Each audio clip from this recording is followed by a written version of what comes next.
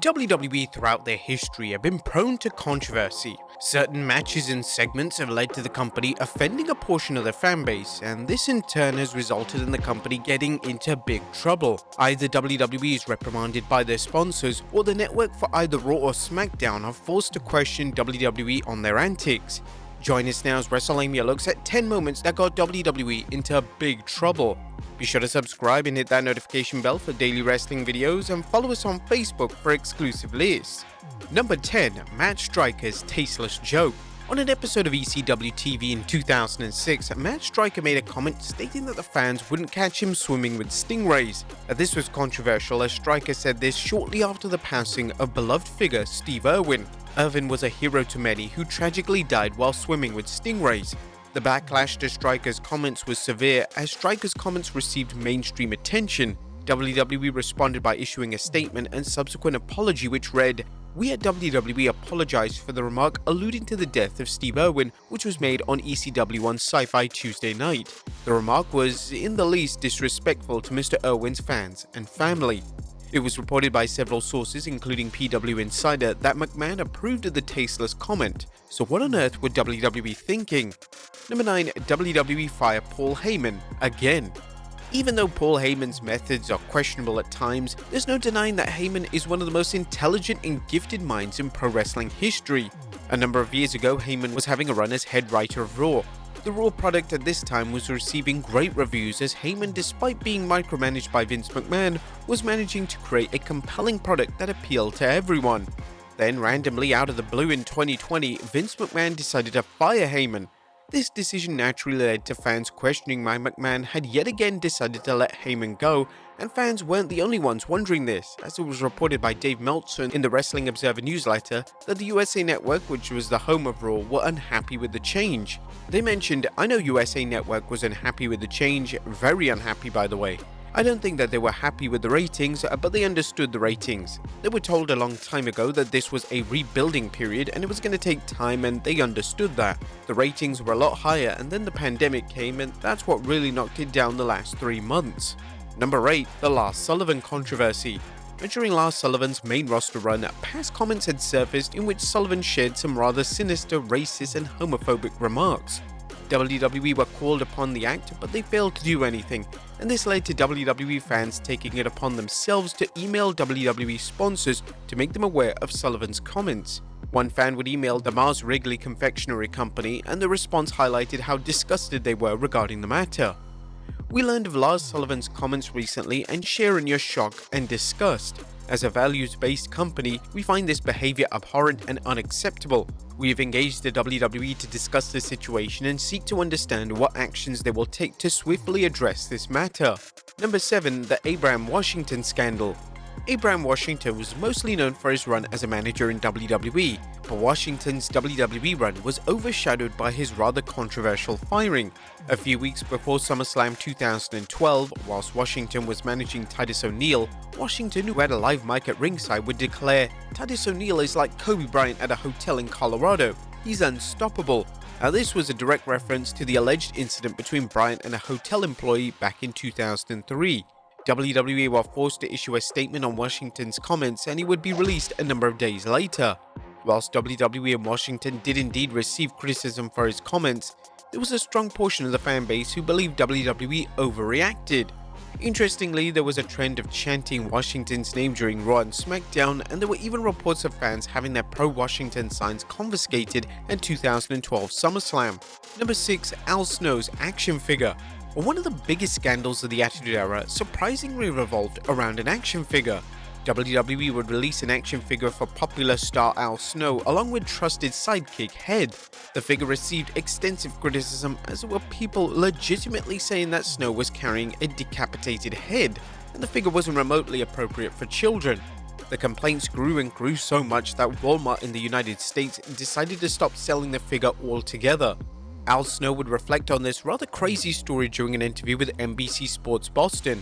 Two women who were all things assistant professors of communications at college in Georgia went into a Walmart and without any study, without any homework, without any research, jumped to a very wild and completely innocuous conclusion that the action figure that I had, which included a Barbie doll head that was popped off, had helped me ride across it, was a decapitated woman's head, and then wrote to a letter to the Atlanta Constitution. And of course, because wrestling was so hot at the time, the Atlanta Constitution printed it without doing any actual research themselves. And then of course, Walmart saw it, panicked, and then it led to where the toy was banned across the nation in every retail outlet, which just led them to selling out that much quicker. Walmart would not sell the figure as they feel it's an endangerment to the community. Now granted, you can still go to Walmart buying a hunting gun with ammo and a hunting knife to cut up your victim, but you can't buy a pregnant Barbie or my action figure. Number 5. Jinder Mahal's infamous promo. Due to WWE being a PG product, they tried to avoid causing any controversy. However, in 2017, they found themselves in hot water after WWE Champion Jinder Mahal cut a racist promo live on SmackDown. The promo in question took place during Mahal's infamous feud with Shinsuke Nakamura, and during the promo, he would mock Nakamura's accent and would claim that all Japanese people look alike, and even compared Nakamura to Mr. Miyagi from the Karate Kid movie franchise. Naturally, the backlash to the segment was immediate, with everyone collectively calling out WWE. The backlash was so bad that WWE were forced to issue a statement, but the statement lacked any type of remorse, and WWE evidently saw nothing wrong with the content of the promo. Number 4. The WrestleMania 34 Battle Royal. For WrestleMania 34, WWE was set to introduce the Fabulous Moolah Memorial Battle Royal in honor of the Fabulous Moolah. The winner was to receive the Fabulous Moolah Memorial Trophy. However, this decision caused mass controversy, as fans and media outlets were questioning why WWE had decided to celebrate someone with such a questionable past. The allegations aiming towards Moolah included that she took a large percentage of other wrestlers' pay and even sexually exploited women under her leadership. Ex-wrestlers and those trained by Moolah also weighed in, with Mad Maxine, a wrestler trained by Moolah, stating that Moolah was the most monstrous person she had ever encountered. A few weeks before the event, a petition was issued online demanding that WWE change the name of the upcoming Battle Royal, and it reportedly hit almost 10,000 signatures. Eventually, the sponsor of WrestleMania, Snickers, was made aware of the backlash to the matchup, and they called the decision to honor Moolah unacceptable. Just a matter of days after Snickers declared their disappointment, WWE removed Moolah's name from the Battle Royal. Number 3. The Muhammad Hassan Scandal. The summer of 2005 saw one of the most questionable segments in history go down in WWE. On the July 7, 2005 edition of SmackDown, The Undertaker would wrestle Daivari, and after the Dead Man's victory, Muhammad Hassan would begin to prey on the ramp, and this summoned 5 masked men armed with clubs and piano wire. After choking The Undertaker out, the masked men would carry Daivari above their heads and carry him away. The segment would air the same day as the 7/7 terrorist attack in London, England, and WWE were forced to take accountability. The particular edition of SmackDown had been taped days prior, but WWE had enough time to simply edit the segment out. The public outrage was justified, and Kevin Dunn made things worse when Dunn would state that he was proud of the WWE product. SmackDown's network UPN were utterly disgusted with WWE, and they insisted that the Hassan character was dropped with immediate effect. Number 2. The WrestleMania 39 promo package. WWE's video packages are usually tremendous, but in April of 2023, WWE's production team made an inexcusable blunder. In a video package for the Rey vs Dominic Mysterio matchup at WrestleMania 39, they bizarrely used an image of Auschwitz.